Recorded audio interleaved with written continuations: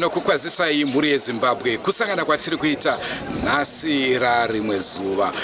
Tiri muno muHarare DZ extension apo paitika tsaona inorwadza yemurume atsitswa nevhu ari mukati mekuita basa rake. Regai titaure neveruzhinji tinzwe kuti zvafamba sei kuti vazopinda patsaona yakadai. Rangu zita ndinonzi Andrew Neshamba. Senguva dzese mhuri yeZimbabwe tinokurudzirai kusubscribe kuDrewmas Media. Drewmas Media, taking you to another level.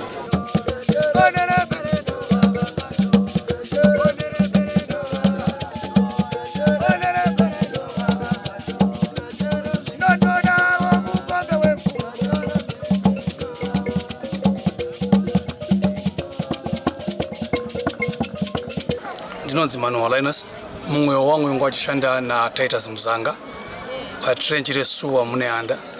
Apo paitika tsaona kuti mushure mekunge tiri kushanda mutrench ya collapse rikamutsimbirira nevhu.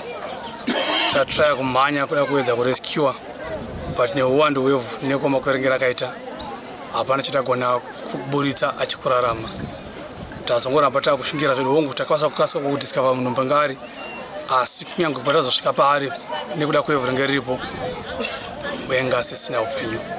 Saka tazongozamawo kuramba tichiburitsa ivhu uye nepolisi ichinge ichisvikawo zvakare ichiona kuti situation yakamira sei. Tazoburitsa zvedu munhu kubva pamuvhu asi polisi inge apo, so tangomirira kuzotakurwa kwake tonzwa kuti zvingafambiswe sei. Zvizhinji zvandinga ndinazvo. Anogara muno muDZ here? Hongu anogara muno muDzewara extension muDZ muneanda uye zvakare ari part yevamwe vanenge vachishanda matrench yesuwa ivaya. Ndikangoti ari main zvakare panhau yetrenching iyoyi nekulaina mapaipi. Ndinotwa Winishide tachishanda naye Titus Mzanga.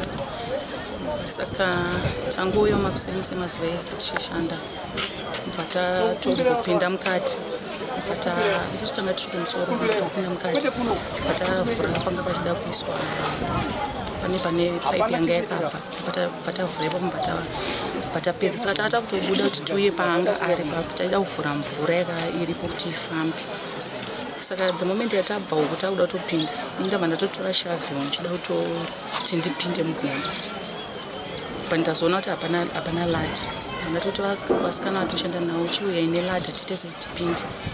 Saka the moment yandazongotarisa kudai mudhuri wakutoita se ndatoona mudhuri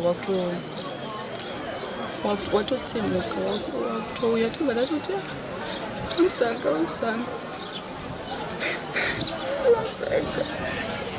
Saka ndabva ndatotanga kutiza because ndabva ndatya but vakisonga varipo ndovabva vatanga kufoshora.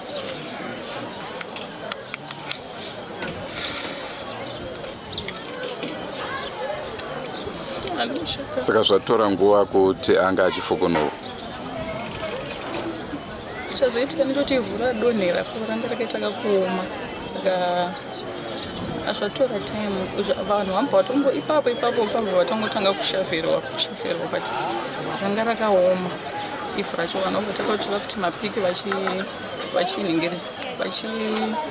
vachitimba mapiki because ivhu racho iro ravatsimbirira rakaoma. Saka ranga risingafoshoreki nefoshoro rega. Ranga risingafoshoreki nefoshoro rangatanga ratimba mubva vachitimba vachifoshora. Mhuri yake yaziviswa here sofa? Ndinzwa kudaro. Ruto ari panapa here ati hava? Twanyevero Garira tachishanda na Titus Mzanga. Tanga titori Mugomba tichivhura raise yebhendi imwe yakaeredzwa nemvura. Tapedza kubata muromo weraise iyoyi iye anga ari kunoku kumeni kunoku vachikupa mvura kunoku. Saka bhaketi ranga ainaro rabva radambuka tambo. Saka ndopaati Garira famba uye kunoku mvura utore paipi iyi yeraise yemva. Ndatora paipi iyi ndikati handisi kukwanisa kuidhonza nokuti iri mvura yazara dhaga.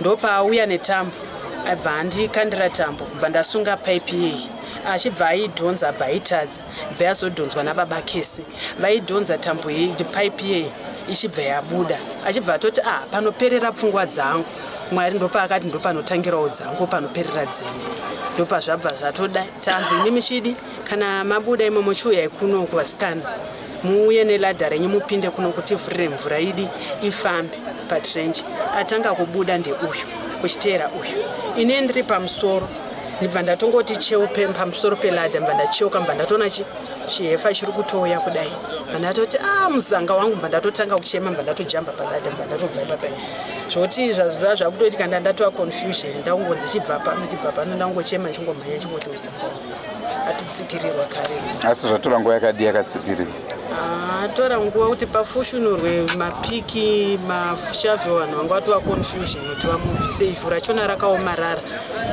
kuti vachere unenge uchitya kuti pamwe ndikanotema nekumusoro ndokune musoro ndikanodai hausi kunatsoona kuti munhu akamira papi saka vanhu vanga vachiita zvishoma nezvishoma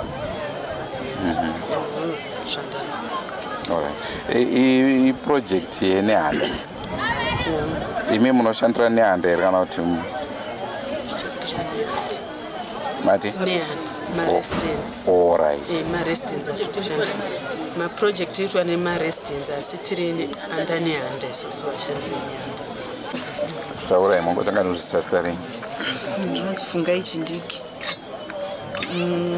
patati tiri kubuda kunobvukunura paipi yerezi tatomira paladha ndopangobva pakolapsa mugero iye anga ari mukati muzanga achidhonza achiisa dhaga richidhonzwa nababa Kesi vanga vakaisa rimwe gumboko rimwe saka tambo payadambuka bhaketi paradambuka musisi muzanga anga asara akamira baba Kesi vangoda kugadzirisa bhaketi rero ndobva mugero watokolapsa ndobva atsikirirwa saka haana kuzokwanisa kuzoti apfukunyuke kuti abude handizvozvo maita basa ndinonzi Siriro Mbewe ndinoona nezveSewer and Water Reticulation yepaNehanda Cooperative. Tingade kuziva kuti project yamamuri kuita pamazopinda netsaona iprojekti yakamira sei? Kunoku tikuita tinoti macluster developments, so maresidents anounganidza mari dzavo votenga material. Isusu secooperative tine matechnicians anouya kutanga kushanda nemaresidents tichita basa racho. Kwakanaka. Ndinoitwa Comrade Andrew Marauka, Secretary General weNehanda Housing Cooperative. Tino urombo neincident yaitika muNehanda.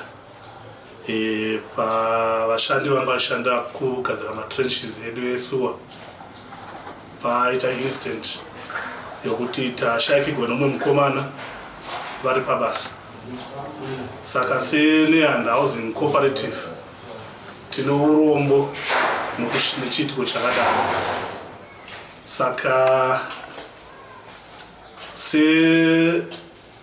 seNehanda tichabatsirawo so mwana washayika mukati memaoko edu. Maincident anowanikwa pabasa haisi kuti zvaaitwa neumwe munhu kana kuti zvaitika sei. Saka seNehanda tino urombo tichabatsirawo pamwe yacho. Maybe tingade kuziva kuti project yavanga vachiita iproject yavari kuita iproject yakamira sei? Project iri kuitwa neNehanda takawirirana members edu tikaisa maclusters. Saka maclusters imomo ndo muri kuitwa ndo pari kuitwa madevelopment iwawo. Saka apa stage yavanga vari yanga yokuti vachipisa kuti vachifutsira trench racho since vanga valeya mapaipi eSewer. Saka vanga vari pastage yokugadzirisa kuti vachileya ndo pangozoitika this unfortunate incident yatasangana nayo.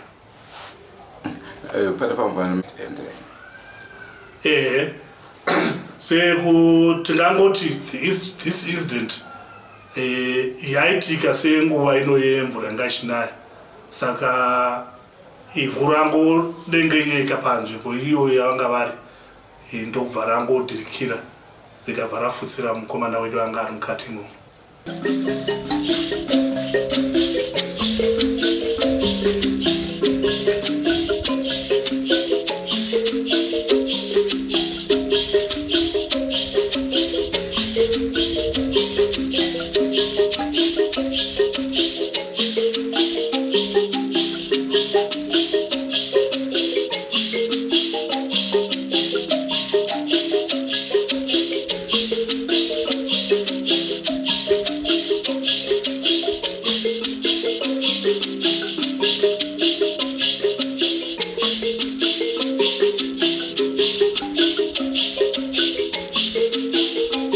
ndofunga manzwa zvataurwa nevakasiyana-siyana, asi chandoda kukuzivisai ndechekuti zuva kana rakwana rinenge rakwana, tsaona dzinowanika, tsaona pamabasa, vanhu vakawanda vari kufira mumabasa avo akasiyana-siyana.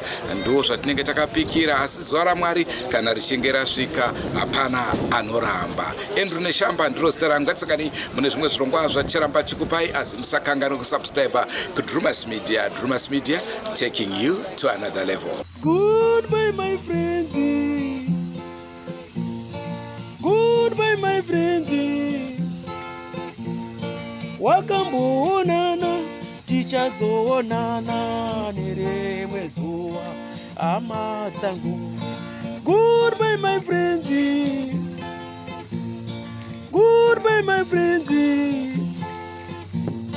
Wakamboonana, tichazoonana nerimwe zuva, hama dzangu.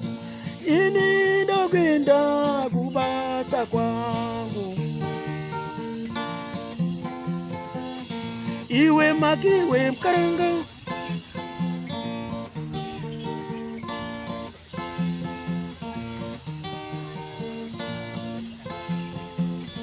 Iwe makiwe mkaranga, iwe makiwe mkaranga.